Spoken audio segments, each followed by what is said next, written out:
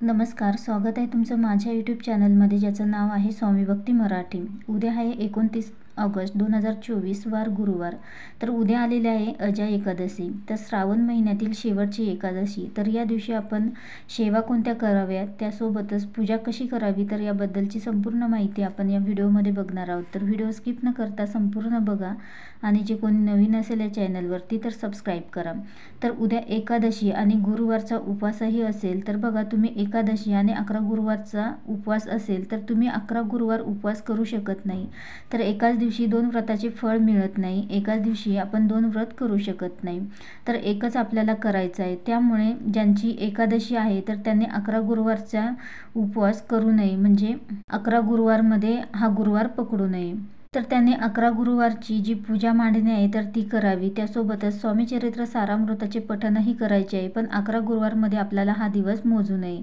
आणि ज्यांची एकादशी नाही, फक्त गुरुवारच चालू आहे, तर त्यांनी सेवा चालू ठेवावी। त्यानंतर उद्या एकादशी आहे आणि संकल्पयुक्त सत्यनारायण असेल तर तेही उद्या एकादशीला करू नये। तर एकादशीला आपण कोणत्याही पूजेची सांगताही करत नाही आणि सत्यनारायणही करत नाही। तसेच गुरुचरित्र पारायणाची सांगता असेल तर तीही करू नये। तर पारायण करू शकता पण सांगता करू नये। तर उद्या अजय एकादशी आहे आणि एकादशी ही भगवान विष्णूंना समर्पित आहे। ज्यांना संतान प्राप्तीच्या सेवा करायची आहे तर त्यांनी उद्यापासून सुरुवात करावी। भगवान विष्णू श्रावणामध्ये भगवान विष्णूंच्या संकल्पयुक्त सेवा चालू आहेत। तसेच उद्या स्वामींच्याही सेवा करायची आहे। तर ज्यांची गुरुवार नाही तर त्यांनी सेवा काय करावी, तर बघा उद्या श्रावणाचा शेवटचा गुरुवार आहे। तर ज्यांना श्रावणामध्ये सेवा करणं जमलं नसेल तर त्यांनी उद्या एक पाठ तरी स्वामी चरित्र सारामृताचा करावा। त्याबरोबरच 11 माळी श्री स्वामी समर्थ या मंत्राचा जपही करावा। तर ह्या तुम्ही अर्ध्या सकाळी आणि अर्ध्या संध्याकाळी तर अशा पद्धतीनेही करू शकता, किंवा एकाच बैठकीमध्ये तुम्हाला 11 माळी जमणार असेल पठण करणं तर तुम्ही 11 माळी एकाच बैठकीतही करू शकता। तर सर्वात उच्च कोटीची सेवा म्हणजेच नामस्मरण आहे आणि त्यामुळेच उद्या आपल्याला दिवसभरामध्ये जेवढं नामस्मरण करता येईल तेवढं तुम्ही करू शकता। त्यानंतर आपल्याला घोर कष्टोधारण 3 वेळा पठण करा। तर ही पण सेवा तुम्ही तुमच्या नित्यसेवेतही करू शकता। त्यानंतर एकादशी आहे आणि गुरुवार आहे, तर उद्या केळीच्या झाडाचीही आपल्याला पूजा करायची आहे। तर दिवसभरामध्ये केव्हाही तुम्ही केळीच्या झाडाला पाणी अर्पण करा, हळद कुंकू अक्षता अर्पण करायची आहे, पूजा करायची आहे। यासोबतच प्रदक्षिणाही तुम्ही घालू शकता।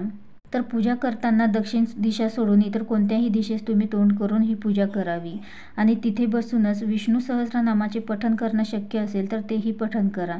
तर केळीच्या झाडामध्ये भगवान विष्णूंचा वास असतो आणि त्यामुळे ही सेवा आपल्याला करायची आहे।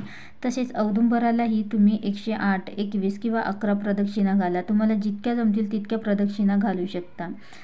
त्यासोबतच ज्यांना केळीच्या झाडाखाली बसून विष्णू सहस्रनाम पठण करणं शक्य नसेल तर त्यांनी एकश्लोकी विष्णू सहस्रनाम पठण करावे। तर हे 11 वेळा पठण करावे। तर हे पठण केल्याने 11 वेळा पठण केल्याने विष्णू सहस्रनामाचे फळ मिळते। तसेच देवघरासमोर बसूनही तुम्ही विष्णू सहस्रनामाचे पठण करू शकता। तसेच उद्या रात्री 12 वाजता शक्य असेल तर एकदा तरी विष्णू सहस्रनामाचे पठण करा किंवा व्यंकटेश स्तोत्राचे 21 मंडलही पठण करा। तर 20 वेळा 1 ते 8 ओव्यांपर्यंत पठण करायचं आहे आणि शेवटच्या वेळी संपूर्ण पठण करायचं आहे। तर हे एका बैठकीतच आपल्याला करायचं आहे।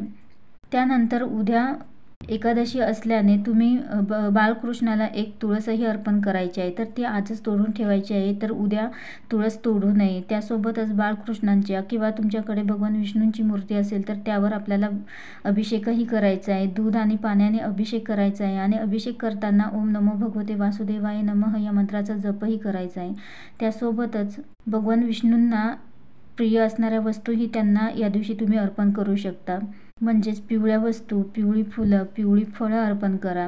पिवळी मिठाई पण तुम्ही या दिवशी अर्पण करू शकता। तर अवश्य उद्या श्रावणातील शेवटची एकादशी आहे, तर अवश्य तुम्ही या एकादशीला भगवान विष्णूंच्या आणि भगवान विष्णूंसोबतच माता लक्ष्मीच्याही सेवा करा आणि त्यासोबतच स्वामींच्याही सेवा करा।